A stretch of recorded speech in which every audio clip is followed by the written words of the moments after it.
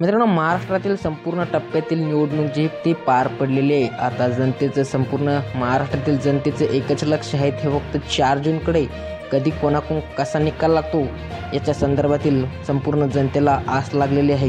तत्पूर्वी एक माहिती म्हणून सांगतो, तर महाराष्ट्रामध्ये भाजपाच्या म्हणजेच की BJPच्या बऱ्याच काही दिग्गज नेत्यांचा पराभव होण्याची खूप मोठी दाट शक्यता मोठमोठ्या न्यूज रिपोर्टर आर्टिकल चॅनलच्या माध्यमातून वर्तवण्यात येऊ लागलेली आहे. काही एक्झिट पोलमध्ये तर असे सांगण्यात येऊ लागले की महाराष्ट्रामध्ये बऱ्याच काही नेत्यांचा पराभव आहे.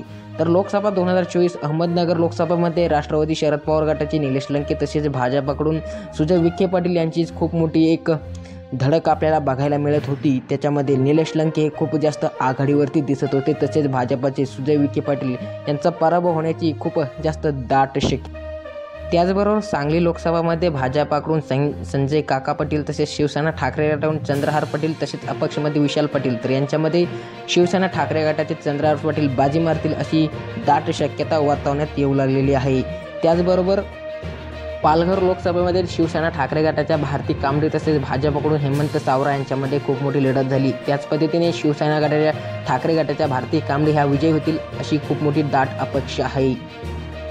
त्याचबरोबर उत्तर पूर्व ईशान्य मुंबईमध्ये भाजपाकडून मिहीर कोतेच्या तसेच शिवसेना ठाकरे गटाकडून संजय दिना पाटील यांच्यामध्ये लढत झाली. त्याच्यामध्ये शिवसेना ठाकरे गटाचे संजय दिना पाटील हे विजयी होतील अशी खूप मोठी दाट अपेक्षा वर्तवण्यात येऊ लागलेली आहे बऱ्याच काही एक्झिट पोलच्या माध्यमातून. त्याचबरोबर दिंडोरी लोकसभामध्ये भाजपाकडून भारती पवार तसेच राष्ट्रवादी शरद पवार गटाकडून भास्कर भगरे यांच्यामध्ये खूप मोठी लढत बघायला मिळाली. त्याच्यामध्ये राष्ट्रवादी शरद पवार गटाचे भास्कर भगरे हे विजयी होतील अशी मोठी शक्यता वर्तवण्यात येऊ लागलेली आहे बऱ्याच काही एक्झिट पोलच्या माध्यमातून. तसेच रत्नागिरी सिंधुदुर्ग लोकसभा मतदारसंघामध्ये शिवसेना ठाकरे गटाचे विनायक राऊत तसेच भाजपाचे नारायण राणे यांच्यामध्ये लढत बघायला मिळाली. त्याच्यामध्ये शिवसेना ठाकरे गटाचे विनायक राऊत हे विजयी होतील अशी एक्झिट पोलच्या माध्यमातून दाट शक्यता आहे. त्याचबरोबर लोकसभा 2024 चंद्रपूरमध्ये भाजपकडून सुधीर मुनगंटीवार तसेच काँग्रेसकडून प्रतिभा धानोरकर यांच्यामध्ये लढत झाली. त्याच्यामध्ये काँग्रेसच्या प्रतिभा धानोरकर ह्या विजयी होतील अशी खूप मोठी दाट शक्यता वर्तवण्यात येऊ लागलेली आहे. त्याचबरोबर गडचिरोली चिमूरमध्ये भाजपाचे अशोक नेते तसेच काँग्रेसचे नामदेव किर्सन यांच्यामध्ये खूप मोठी लढत आपल्याला बघायला मिळाली. त्याच्यामध्ये काँग्रेसचे नामदेव किर्सन हे विजयी होतील अशी खूप मोठी दाट अपेक्षा त्याच्या माध्यमातून कळू येऊ लागली. तसेच वर्धा लोकसभेमध्ये भाजपाचे रामदास तडस तसेच राष्ट्रवादी शरद पवार गटाचे अमर काळे यांच्यामध्ये खूप मोठी लढत बघायला मिळाली होती. त्याच्यामध्ये राष्ट्रवादी शरद पवार गटाचे अमर काळे हे विजयी होतील अशा बऱ्याच काही एक्झिट पोल तसेच रिपोर्टच्या माध्यमातून कळत आहे. तसेच रावेर लोकसभामध्ये भाजपाच्या रक्षा खडसे तसेच राष्ट्रवादी शरद पवार गटाचे श्रीराम पाटील यांच्यामध्ये खूप मोठी लढत बघायला मिळाली. त्याचमध्ये राष्ट्रवादी शरद पवार गटाचे श्रीराम पाटील हे विजय होतील अशी खूप मोठी दाट अपेक्षा वर्तवण्यात येऊ लागली. जळगाव लोकसभेमध्ये भाजपाच्या स्मिता वाहक तसेच शिवसेना ठाकरे गटाचे करण पवार यांच्यामध्ये खूप मोठी लढत बघायला मिळाली. त्याच पद्धतीने शिवसेना ठाकरे गटाचे करण पवार हे विजय होतील अशी मोठी शक्यता वर्तवण्यात येऊ लागली. बीड लोकसभामध्ये भाजपाच्या पंकजा मुंडे तसेच राष्ट्रवादी शरद पवार गटाचे बजरंग सोनवणे यांच्यामध्ये खूप मोठी लढत बघायला मिळाली. त्याच्यामध्ये राष्ट्रवादी शरद पवार गटाचे बजरंग सोनवणे हे खूप मोठ्या मतांनी विजय होतील असं बऱ्याच काही एक्झिट पोलच्या माध्यमातून सुचवण्यात तसेच कळवण्यात येऊ लागलेले आहे. त्याचबरोबर नागपूर लोकसभा मतदारसंघामध्ये भाजपाचे नितीन गडकरी तसेच काँग्रेसचे विकास ठाकरे यांच्यामध्ये खूप मोठी लढत बघायला मिळाली.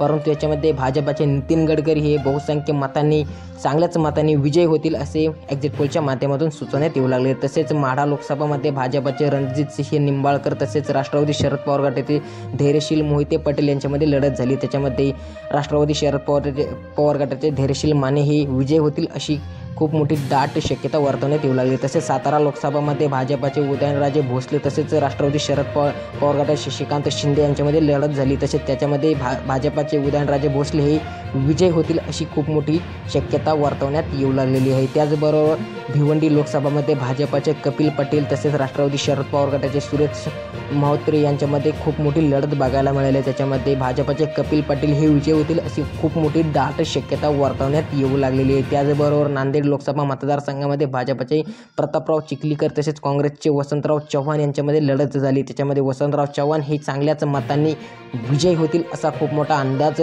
बरेच काही एक्झिट पोलच्या माध्यमातून कळवण्यात येऊ लागलेले आहेत. त्याचबरोबर अकोला लोकसभामध्ये भाजपाचे अनुप धोत्रे काँग्रेसचे अभय पटेल तसेच वंचित बहुजन आघाडीचे प्रकाश आंबेडकर यांच्यामध्ये खूप मोठी लढत बघायला मिळाली. त्याच्यामध्ये अभय पटेल हे विजय होतील खूप मोठ्या दाट मतांनी अशी बऱ्याच काही मीडिया रिपोर्टर तसेच बऱ्याच काही एक्झिट पोलच्या माध्यमातून सुचवतात. त्याचबरोबर अमरावती लोकसभेमध्ये भाजपाच्या नवनीत राणा तसेच काँग्रेसचे बळवंत वानखडे, प्रहार गटाचे दिनेश गुब यांच्यामध्ये तृतीय लढत झाली. त्याच्यामध्ये काँग्रेस गटाचे बळवंत वानखडे हे विजयी होतील अशी खूप मोठ्या मीडिया रिपोर्टच्या एक्झिट पोलच्या माध्यमातून सुचवण्यात येऊ लागले. आता महाराष्ट्रातील मेन मुद्दा म्हणजे जालना लोकसभा मतदारसंघ 2024चा. त्याच्यामध्ये रावसाहेब पटेल दानवे हे भाजपाकडून तसेच डॉक्टर कल्याण काळे हे काँग्रेसकडून आणि अपक्षमध्ये सरपंच मंगेश साबळे यांनी तिरंगी लढत लढलेली आहे. म्हणजे जालन्यामध्ये ही तिरंगी लढत झालेली आहे. त्याच्यामध्ये कल्याण काळे तसेच सरपंच मंगेश साबळे यांच्या बऱ्यापैकी चान्सेस आहे असा बऱ्याच काही मीडिया रिपोर्टरचा आणि एक्झिट पोलच्या माध्यमातून सूचना सुचवण्यात येऊ लागलेलं आहे. तुम्हाला तरी काय वाटते कमेंट करून नक्की सांगा. कोण विजय कोण पराजित होऊ शकते आपल्या जालन्यामध्ये तसेच महाराष्ट्रामध्ये BJPचे किती सीट येऊ शकते कमेंट करून नक्की सांगा. आणि व्हिडिओ महत्त्वपूर्ण असल्यास व्हिडिओला लाईक नक्की करा आणि पुढील व्हिडिओ पाहण्यासाठी असलेच सबस्क्राईब नक्की करा. धन्यवाद.